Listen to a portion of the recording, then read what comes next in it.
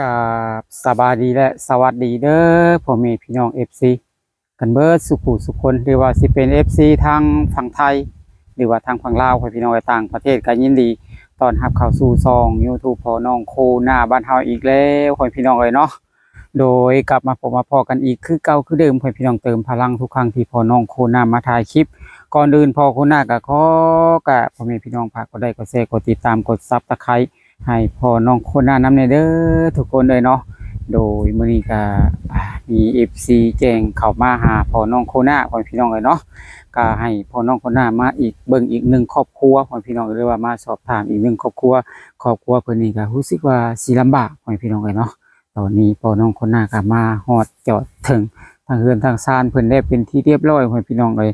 แต่เพิ่นนี่อยู่หน้าเป็นประจำพ่อพี่น้องเนาะเพราะว่าเฮือนเพิ่นนี่ก็รู้สึกว่าเฮาก็ยังบ่ทันได้ฮู้พ่อพี่น้องต้องไปถามเพิ่นเลยเนาะโดยบ่ต้องรอทราบพ่อพี่น้องไปติดตามรับชมกันพร้อมๆกันเลยพ่อพี่น้องไปถามชื่อเสียงเพิ่นว่าชื่อจังใดเนาะโดยโอเคพ่อพี่น้องก็สบายดีเนาะก่อนอื่นก็สิขออนุญาตถามชื่อเสียงก่อนเด้อชื่อจังใดเนาะชื่อมุนอายุจักปีแล้วมุน30ปลายแล้ว30ปลายเท่าไรปลายมัน37 18นี่โอ้มีครอบครัวแล้วมีแล้วมีลูกจักคน ลูกบ่มีอยู่กันมาได้จักปีแล้วคือบ่มีลูกประมาณ10 ปี10 ปีโอ้ยังบ่เคยมีเลยบ่ลูกบ่ยังบ่มีจักคนเลยบ่มีจักคนเป็นอะไรมีพยาธิประจำตัวบ่หรือว่าอะไรคือบ่มีเป็นมดลูกแมงเป็นลูกแมงโอ้อยากได้อยู่บ่อยากได้อยู่หักบ่ได้โอ้อยากได้อยู่หักบ่ได้ตั้งแต่ว่าที่มาอยู่นํกันนี่แต่งงานกันมานี่ยังบ่เคยมีจักเทื่อเลยบ่เลยรู้สึกว่าเป็นจังไดรู้สึกบ่มีเลยบ่นี่ว่าจังไดบ่มีแล้วลูกเมาเปื่อยแม่นไปกวดบ่ไปกวดโอ้ไปกวดนะครับเพิ่นว่าหมอเพิ่นว่าบ่มีเนาะหมอเพิ่นว่าบ่มีเลยบ่หมอเพิ่นว่าบ่มีเลยยาเพิ่นให้ก็กินหักบ่มีโอ้เป็นจังไดบ่มีลูกแล้วใจท้อบ่ท้อถอยบ่ท้อแล้วเนาะเข้ามาไผสิเลี้ยงโอ้คิดอยากได้อยู่เนาะบ่มีคนเลี้ยงน่ะเฒ่า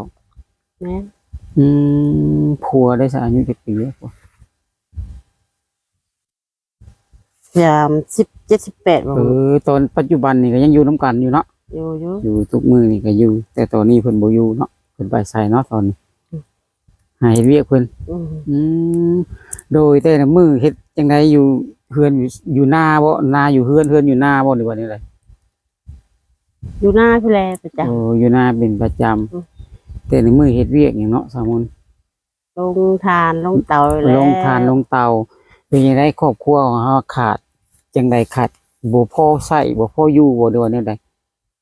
บ่พอใช้พอกินแล้วข้าวนั่งก็บ่มีทุกข์ยากค่ำก็บ่มีโอ้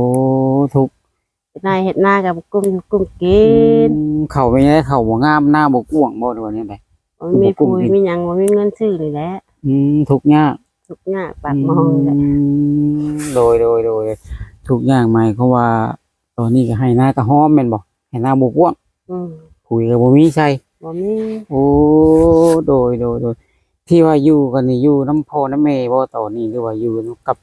ครอบครัวเลยอยู่2คนอยู่2คนผัวเมียยังบ่มีลูกมีเต้าเลยเฮ็ดจังได๋สบายเฒ่ามาบ่มีผู้เบิ่งเฒ่ามาก็บ่มีผู้เลี้ยงบ่มีผู้เบิ่งแล้ว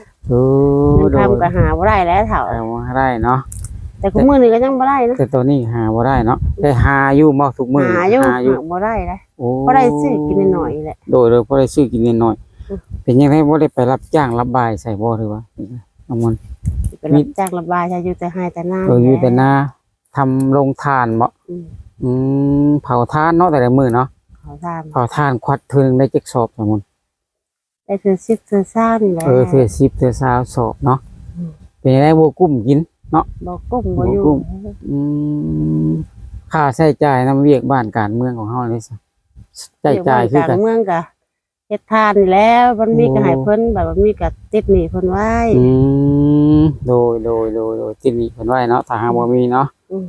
โดย ที่สิ่งทางมุนที่ขาดอยู่ตัวนี้ก็คือขาดเขินอย่างเนาะเราอยากถามเนาะ ขาดคืนข้าวน้ำกินนี่แหละ โอ้ ทุกอย่างแหละแน่กินนะ โอ้เข่าบ่มีเนาะตอนนี้เนาะเฮ็ดเจ้าเฮ็ดได้เอาซะบ่มีเข่าตอนนี้ซื้อบ่ได้ได้ขอ ยืมข้าวกินนี่แหละ โอ้ ขอ ยืม กินน้ำนี่แหละ ยืมเอาเนาะ อืม ยืมเวลามีแล้วก็ใช้เพิ่น หอดยามให้ยามหน้าเฮ็ดหน้าไปแหละพุ่นแหละ โอ้แล้วก็ใช้เพิ่น ใส่เพิ่น อืม ข้าวน้ำก็บอกงาม ตอนนี้น่ะยืมจักสอบได้สมุนขออนุญาตถามนี่เด้อยืมเพิ่นนะ สองสอบ 2สอบโอ้ตอ กัน บ นี้ เอาน้ำเพิ่นย่างแหล้ว โอ้2สอบแล้วก็คือยืมเพิ่นเพื่อสิฮอดข้าวไหม้นี่เบิดประมาณจักสอบสมุน ก็หลายเลยเนาะ อืม เป็นหนี้ก็หลายเลย โดย เฮ็ดน้ำกับไปใช้หนี้เพิ่น โอ้ ก็บ่กุ้มอยู่กุ้มกิน หมายถึงว่าเจ้านี่ต้องมีหนี้ตลอดเนาะ นี่ ครับ กูฟรีนะ โอ้มีครูปี เฮ็ดหน้าบ่ได้ใช้ผู้จักปี ถ้าไล่เข้าจักเท่าไรสมุนจังสิกุ้มกินนะเขาตอบเจ้าตรงๆเลยเนาะ 5 6 70ก็ โอ้50เนาะประมาณ50บ่ อืม 60ปุ๋ยกุ้ม อืม อื มีผู้ชงชอบช้ำชอบใส่กระหูกก็ได้หลาย ถ้ามีปุ๋ยใส่ได้หลายเนาะอันนี้เห็ดหน้าธรรมชาติ ธรรมชาติบ่ เพ มี ราะว่าหน้าก็หน้าเป็นโคกเนาะ ตัวเองบ่มีเด้ทุกอย่างว่า บ่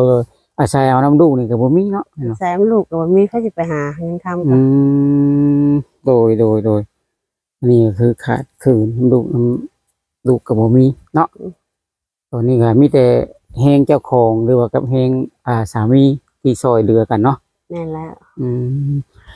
ที่อยู่น้ำกันนี่มา10กว่าปีเนี่ยเคยหายเขียกันอยู่บ่เคยบ่ ก็มีบ้าง ก็ เนาะ มีบ้างเนาะโดยก็มีบ้างแต่ก็บ่บ่อยเนาะโดยนี่ก็มาถ่ายให้ผมมีพี่น้อง FC ของเฮาเบิ่งพ่อพี่น้องเอ้ยหลังจากที่แต่งงานกันมา10กว่าปีบ่มีลูกมีเต้าพ่อพี่น้องเอ้ยก็ครอบครัวของเพิ่นก็ขาดเขินหลายพ่อพี่น้องเรียกว่าขาดแคลนเนาะตอนที่อยู่หน้านี่สมุนก็ใส่เอาน้ำใส่มาใส่อยู่ในนาน หาตักน้ำสั่งข้าวพุ่นแล้ว เอาน้ำสั่งน้ำหน้าตัวเองยังบ่มีบ่ บ่มี โอ้ ตัก โด กิ ย นหน้าเขา อ่ะมา อยาก มา ได้อยู่น้ำสั่งกันหัวมีเงินทา มาอยู่นี่ได้จักปีแล้วขออนุญาตถามจักปีแล้ว หาก็มาอยู่ปีเดียว อ๋อปีเดียว แต่ปีก่อนๆเนี่ยไปอยู่ไสกันก่อนหน้าที่จะมาอยู่นี่ อยู่หน้าหญ้า โอ้ยนาญาเคยไปอยู่นาญาเนาะเป็นอย่างไรมันนี่นะมาเป็นที่ดินของเจ้าของบ้าน แม่น โอ้ อยากมาทราบมาสาวเป็นของตัวเองนี่แหละ แต่ว่าซับซ้าเป็นของตัวเอง แต่ว่าก็พอได้แต่ทางเนาะมีให้หน้าจังไห้แล้วใช่มึง บ่มีจังไง ยังบ่มีจังไห้ยังเป็นป่าอยู่เลยอืม แต่อยากได้เงินมาดุดเฮ็ดให้หน้า หาบ่มีผู้หาแล้วลูกเต้าก็บ่มี แม่นลำพังของเฮาหาก็สิได้เท่าไหร่เนาะ ซื้อแปลกแป้งงัวกินไปมื้อวัน โดยแต่ตอนนี้ก็คือสิ่งที่ขาดไอ้ดีเนี่ยคือข้าวแม่นบ่ แม่นแล้ว อ๋อข้าวคือข้าวพี่น้องข้าวสารข้าวกินว่าซั่นซะเนาะ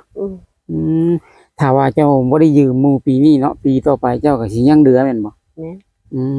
ม ยืมทุกปีเลย โดยอันนี้ก็คือยืมทุกปี คือหมายถึงว่าเฮาเฮ็ดนาเนี่ยมันได้ข้าวน้อยเนาะโดยลูกเต้าเพิ่นก็บ่มีพี่น้องเลยเนาะ